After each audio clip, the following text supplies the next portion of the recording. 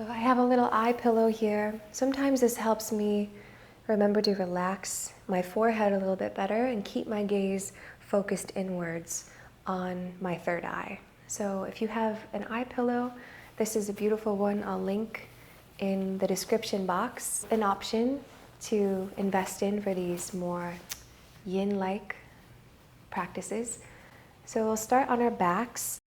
Bring the bolster underneath your knees. And you want to make sure that your spine feels really nice and supported. So I just like to tuck my shoulders in closer.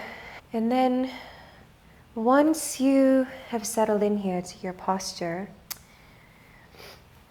bring your hands to your front body. And just start by taking a few deep breaths into your belly. And notice that rise and fall. If it's helpful for you to make texture on your exhale, finding your Ujjayi pranayama is a way to stay connected here.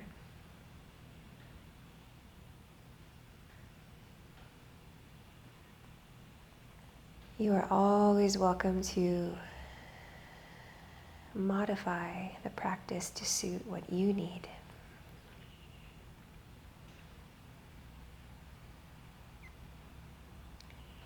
And the goal with any of these classes is to provide you with some resources so that you could feel comfortable even without turning on these videos, coming to your mat and exploring your body with your breath. So we're breathing in and out through our nose. The tongue is soft in our mouth.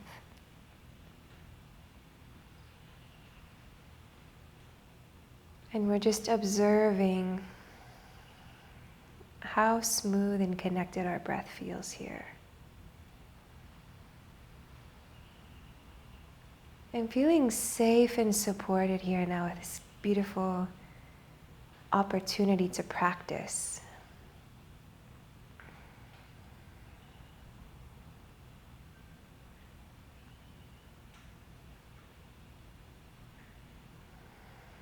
So the liver and the gallbladder, those are the paired meridians of spring. They're most active between 11 p.m. and 3 a.m. So this is why we always want to have our last meal of the day a little earlier in the evening if we're caretaking our liver, so that there's enough time in the middle of the night for these organs to do their thing and, kind of rid the body of the day. There's a lot of cellular healing and regeneration that happens while we sleep. So it's also been said, and I definitely have felt the effects of this even just in asana practice, that when we close our eyes, we're giving our liver a much needed break. So back to the liver ruling over the fascia in the body. Even the muscles of the eyes are affected when the liver gets stagnant. So everything gets tight. The muscles become rigid. The body becomes less flexible. So the eyes, it can actually cause blurred vision, myopia, things that affect the eyes, cataracts. So being mindful to close the eyes. And this is where I really advise you to close your eyes more often when you practice. If you have a burdened liver, or you're working with pain along the gallbladder pathway, anytime you can give yourself that opportunity, closing the eyes will be the easiest way to regulate. emotionally, through the nervous system. So again, that's the foundation.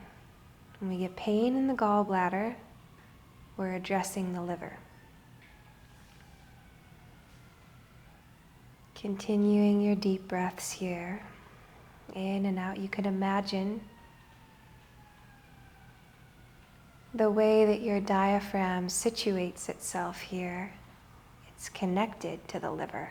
So the liver on the right side of the body, and the diaphragm traveling beneath these ribs right here in the front body. So diaphragmatic release is a really beautiful practice to help reset the liver. And you'll just work with your diaphragm really gently here, bringing your fingers to your lowest ribs. See if you can hook underneath your bottom ribs as you exhale. Now as you inhale,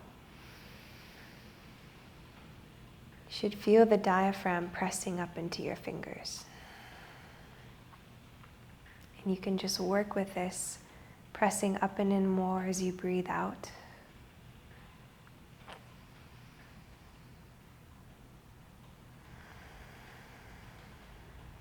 Just working to relax the diaphragm. Now again, being gentle enough, you're not pulling your ribs out, you're not, moving anything skeletally. You're just finding the lowest ribs and helping to coax that muscle of the diaphragm to relax. You can also do this with your fists. You can make it more intense the next time you practice your asanas, working with diaphragm release in your child's pose or your embryo. So liver 14 can be found two places here. Lower liver 14 is below the last floating rib. So right where we are doing our diaphragmatic release, there's acupressure, lower liver 14. It's where you feel tenderness. You might notice you can take some deeper breaths after releasing there a few times. The second place you'll find it is if you kind of soften in to your hands where your thumbs connect. So the last two floating ribs just above that second to last floating rib, there's an indentation. This is true liver 14. This might feel more tender. And the way to work with acupressure is to allow the tension to soften as you inhale. So inhale, imagine your pressure softening the sensation. And then as you exhale, maybe add more pressure. Maybe try to work with the tension. It might feel like you're spreading fiber. Like the connective tissue could feel fibrous, like the little knots in there. So you can work with that, drawing small circles is also a good way to release the tension. Sometimes you might feel referred sensations in the organ itself. So I'm feeling this on my actual liver as I press in. So I'm just going to work here, deepening my breaths. Acupressure is powerful because these points are an access to the entire pathway, to the organ itself, and to the entire pathway. There's so much emerging knowledge and information available now about fascia. We know that it's real, for one. It's the covering that holds everything in place. It could be the most important piece of emotional body and physical body connection. And restoration. So the nerves are running through the connective tissue pathways. I'm already feeling better. Even just working this point for a couple deep breaths. Feeling the entire body, even down into where this pathway travels through the inner legs and in between the first and second toes. So it's helpful to know where the pathway travels, but you don't even need to know all the points. You can use your own body. So moving on from liver 14, let's just draw a couple more circles and we'll just trace this pathway from liver 14 down the front body,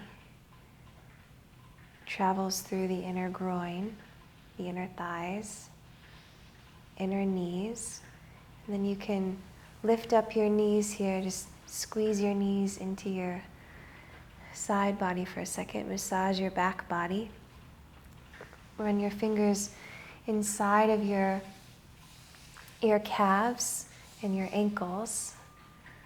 And then the liver shares a pathway with the kidney and the spleen. And then just find your Ananda Balasana, your happy baby here. And just bring your thumbs into liver 3. So right in between your first and second toes, your big toe and your second toe is liver 3. And you can flex the toes back in toward the pressure as you continue to massage the kidneys.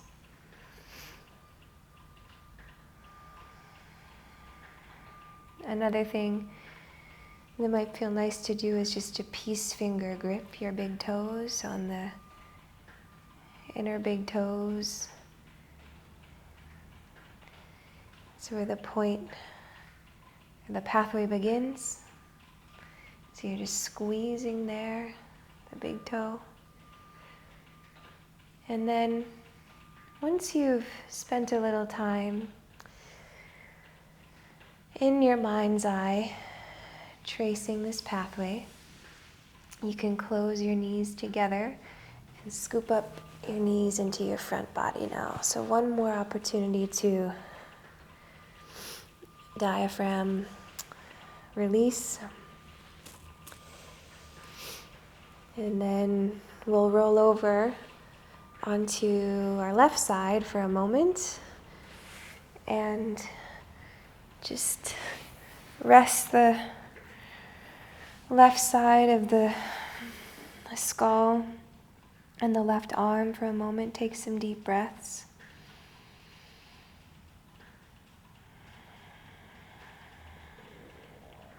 And then we'll come up onto the bolster now. And we can keep our legs in Baddha Konasana. Supported, your ankles will be below your knees. Or more intense, your ankles will be at the same level as your knees. So you decide what feels better for your low back, for your hips and everything else. And then we're just going to round the spine in chin to chest. So now we're going to work with the gallbladder. Gallbladder 20, if you know where bladder 10 is, bladder 10 is just alongside the spine. Gallbladder 20 is slightly wider. So you can even trace your trapezius up the back of your neck, and it's usually where you feel that tension refer. You can pinch it, you can dig in with your fingers, or you can massage it, small circles. We call the gallbladder sky energy because it's yang, it's rising. But what can happen is if there's too much of this qi rising, then we get tightness in our upper back, in our trapezius muscles, and in the back of our neck, and even in our temples and our forehead. So let's map the gallbladder channel together. You can lift up from the outer edges of your eyes. We're just going to tap. The outer edges of the eyes, it wraps up above the ears. From here, it comes up into the hairline and above the eyebrows, in line with the pupils. So don't tap the inner eyebrows. This is the bladder. We're tapping the slightly wider. So coming out here, it travels back. So it makes a little V. It travels back up into the top of the head, the back of the skull, and then down the back of the neck. The trapezius muscles are here. Also the splenius. There's a lot of tension that accumulates around gallbladder 20. So we want to imagine sending the energy down as we find pressure here. You might even feel that. You might even be able to feel it if you pinch it and you could imagine the shoulder relaxing, everything in this pathway relaxing. We're going to work into gallbladder 21, shoulder well, in a moment. So that's right in the middle of the upper trapezius. It's where you feel the tightest knot, usually. There's also some small intestine points in there, but just for the sake of gallbladder, find the middle of the trapezius, and then it travels down into the side body. So we're also going to work with gallbladder 25, deep, deep, deep in the side body. And then it travels down, it gets really tiny before it travels down into the IT band.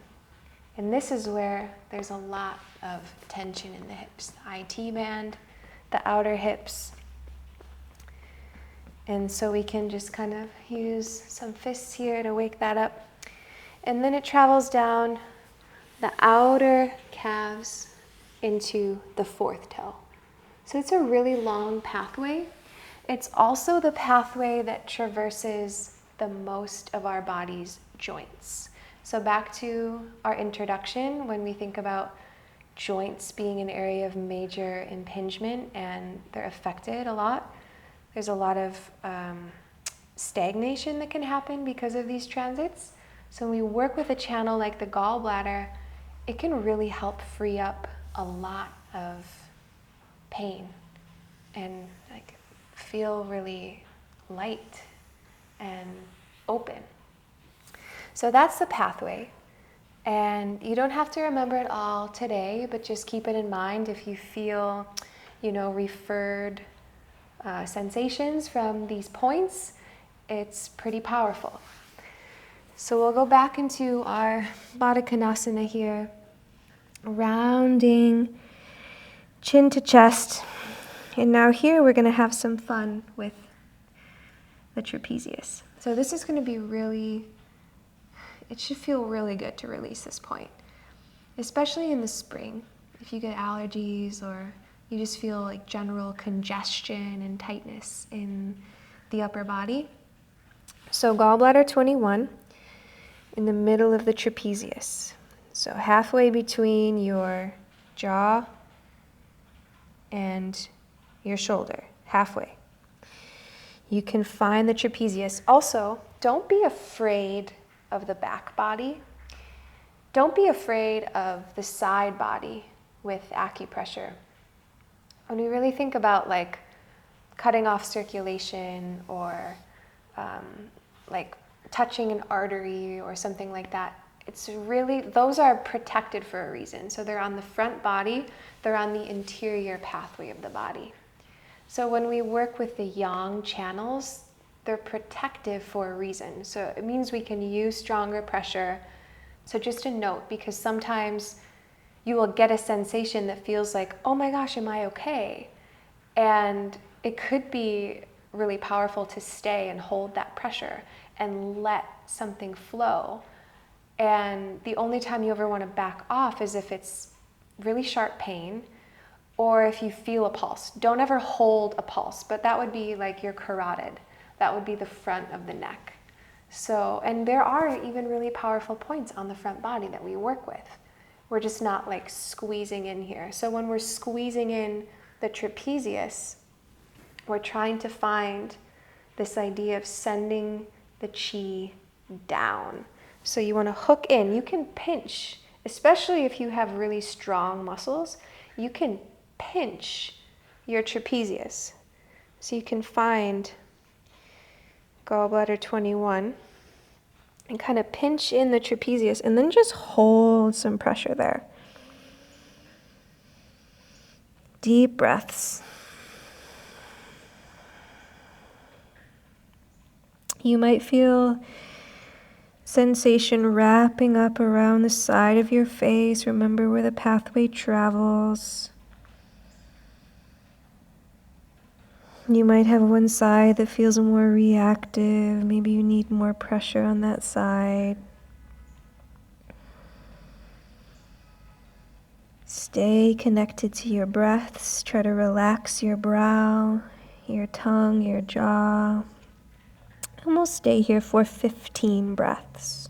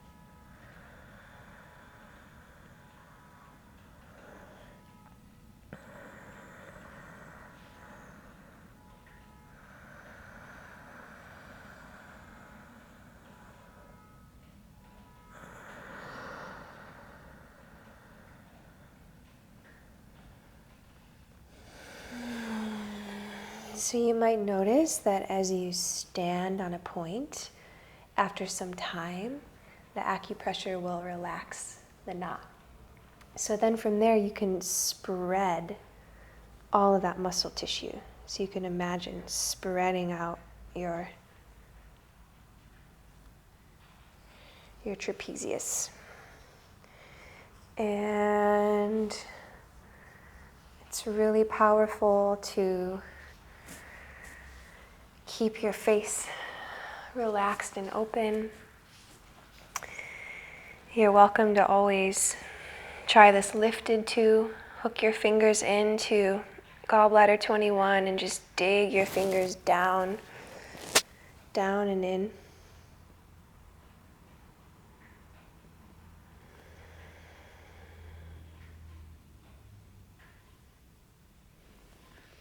And you can do it one side at a time.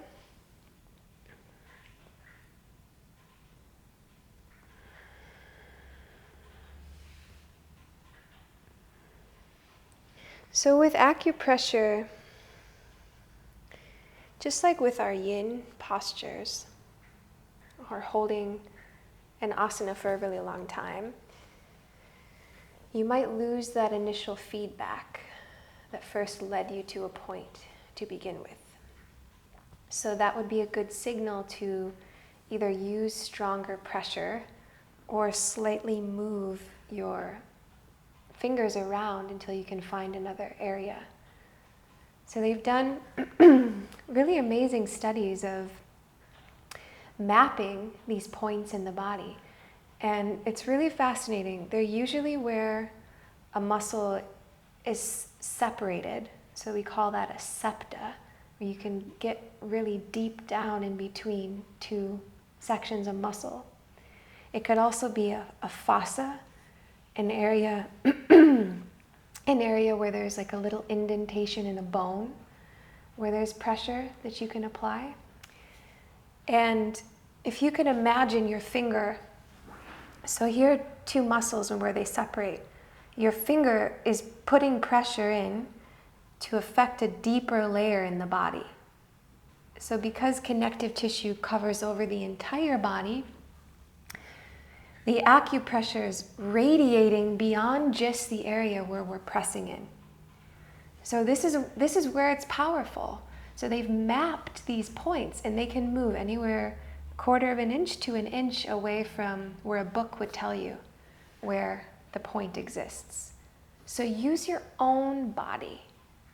Trust your own body. Where you feel the sensations is where the point is today. And they can move around.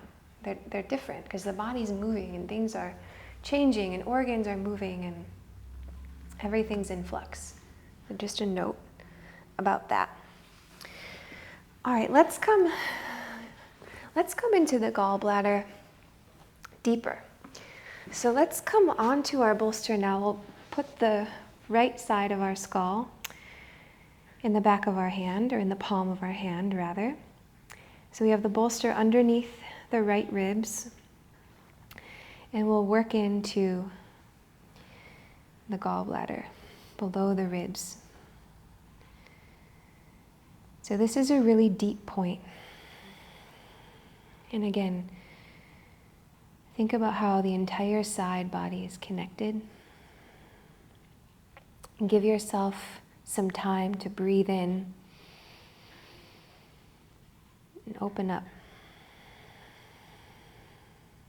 You can use 2 fingers working in straight and down. You feel that first wall of tightness.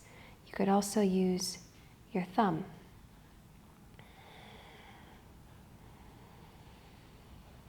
And you're trying to imagine like you could press down and slightly in toward the pelvis. So where this pathway travels down and into the IT band. So you're not forward, because that's just all intestines and digestion, and you're not too far back, because that's a really strong muscle that protects the back body. It's like right in the side. You should be able to get to it very easily. And just feel what might come up for you here.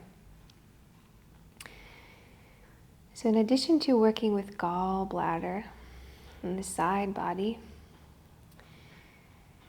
we can also work with our spleen slightly up higher on the side ribs. So if this is a good point for you, stay.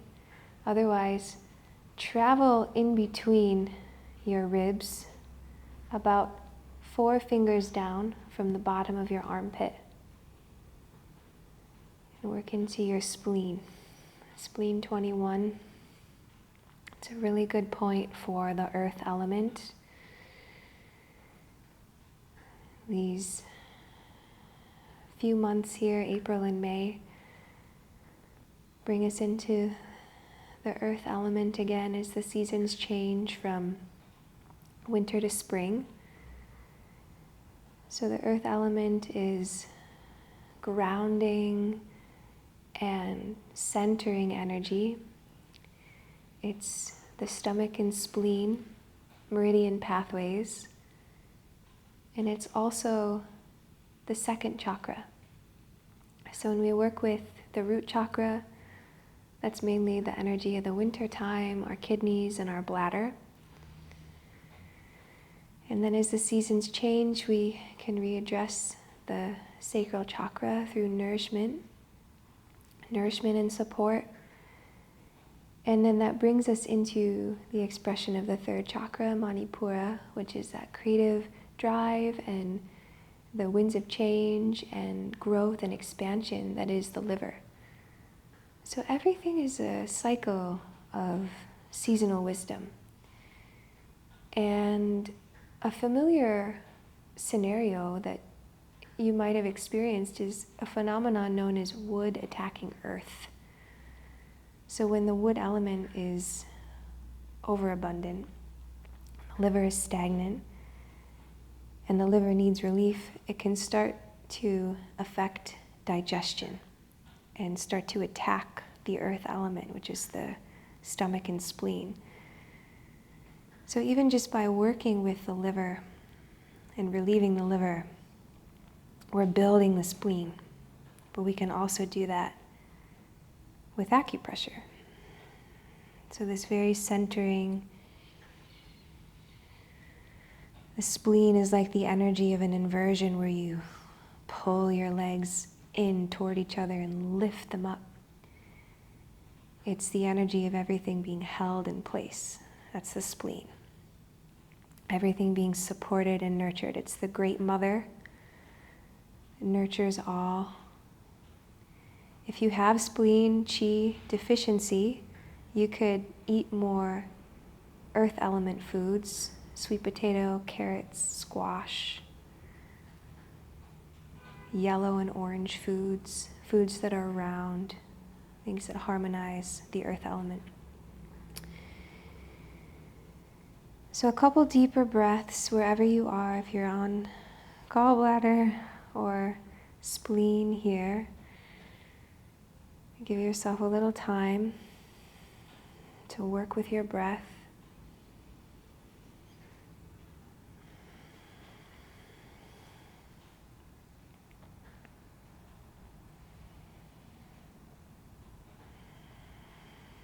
And then we'll move into the other side. So you can just roll over.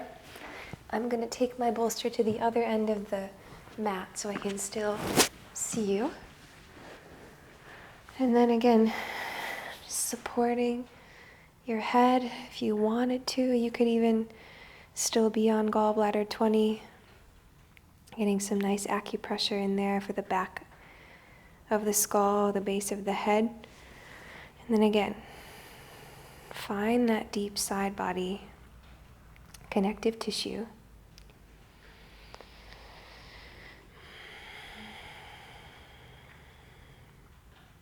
Pressing in, deeper breaths.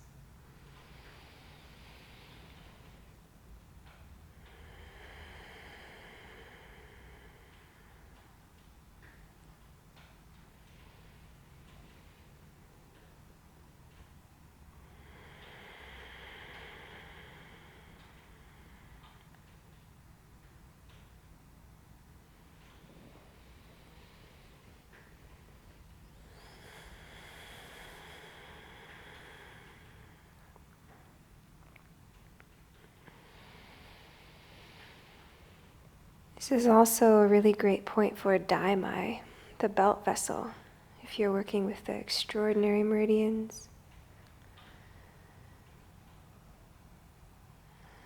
Relating back to the burner patterns or the stress patterns in the body. This could really help one feel more supported and held together, which is a very earth element, like spleen and stomach.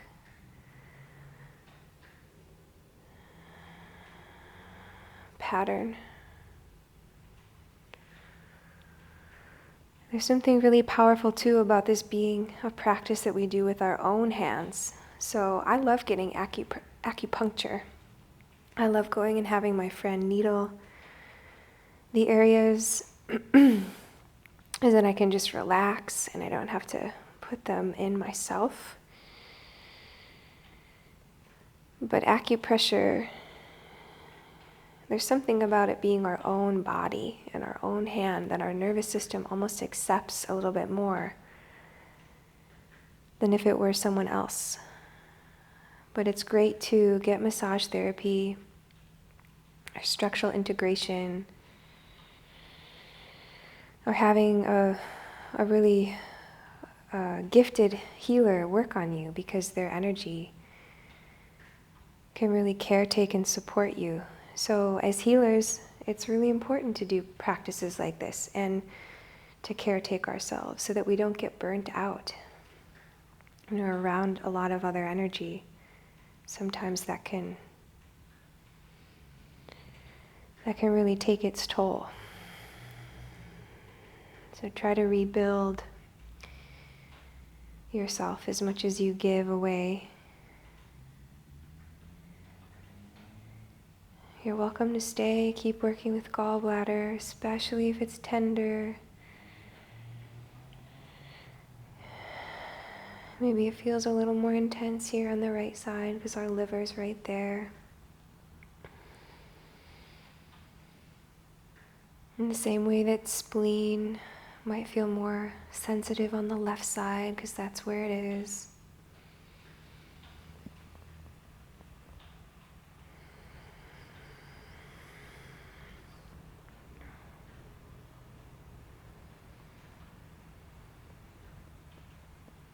Again, just let your body guide you to where you need the attention. Where you feel the sensations, go in there.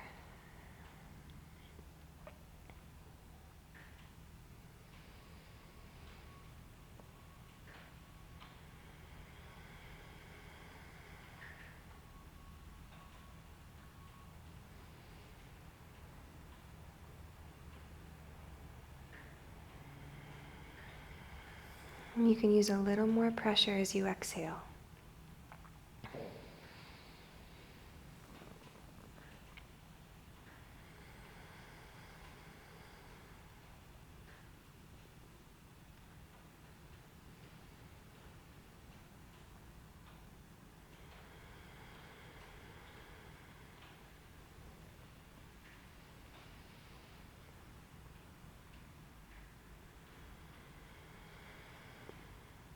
A couple more breaths.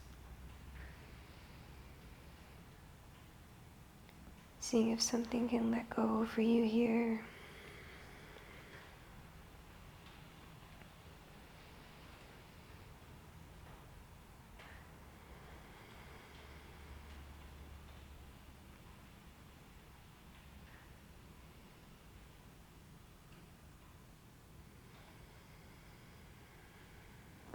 And release, you can press yourself up. So this last point will be on the conception vessel, CV17, which is right in between the chest, in line with the nipples. It'll be in a little hollow, right on the sternum, just above the xiphoid process. So you're digging in between. It should feel a little like an indentation there. That's just for you. I like to use my 2 pericardium fingers and just dig into that hollow. But you're welcome to use one hand or whatever you need. And this is a point that really helps release anxiety. So back to the burner patterns and wanting to breathe too much with the upper chest. This is a really good point to help self-regulate emotions. Sometimes it might bring up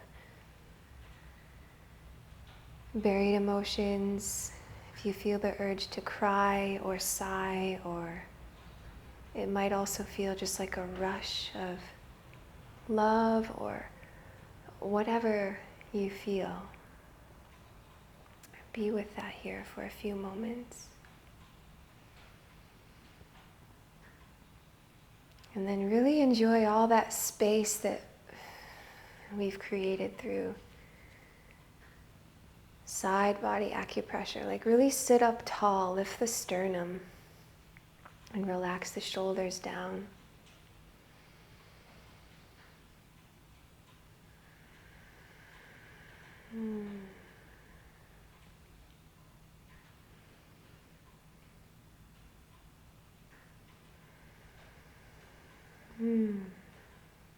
Soft eyes.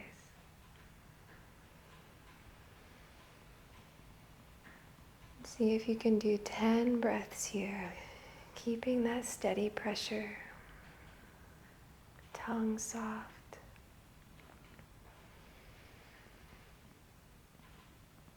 Inward gaze.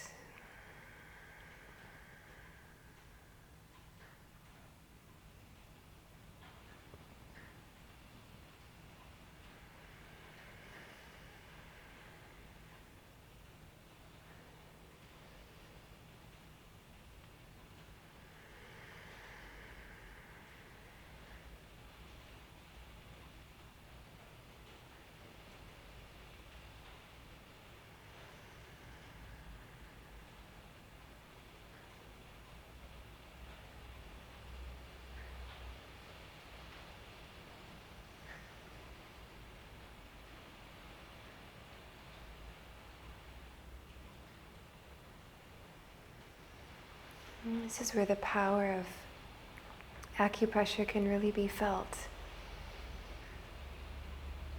In learning how to self-regulate our emotions, to work with our breath and our posture. And just to release these long-held patterns that we may not have been aware of, were it not for the pain that illuminated us to them. So pain is maybe the greatest gift of all, to give us an opportunity to heal.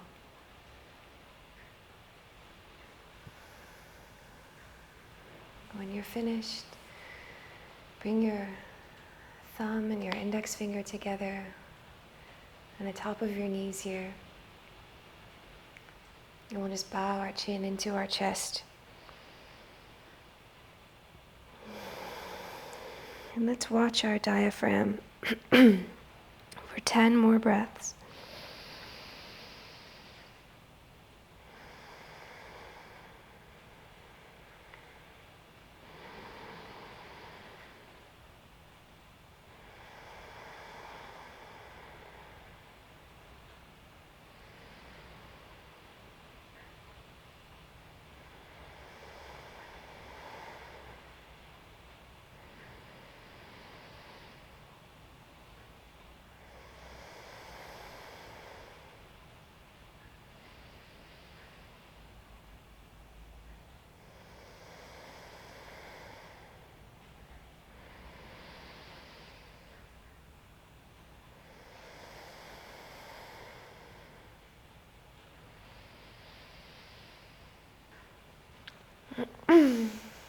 There's a very emotional component to the liver. It's paired with the pericardium in our emotional axis. So anytime you work with the conception vessel, you're also working to heal from repressing emotions. And we can work with the pericardium here and just sending a prayer out to honor and bestow love to all beings. So we could think of animals, we could think of someone we love, someone who's close to us. And just imagine giving them the healing light and courage to get through a challenging time.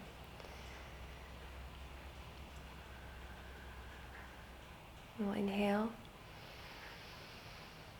with the heart. Loka samasta sukhino bhavantu.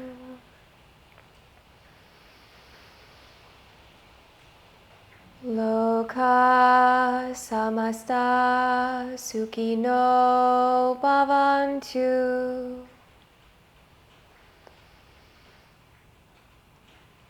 Loka samasta sukhino bhavantu. May all beings everywhere be at peace and free. Namaste. I hope you enjoyed. I'll be doing more of these acupressure sequences to hopefully just help balance. Sometimes we think we need to come to our mat and do a really hard asana practice and really push ourselves in order to relax.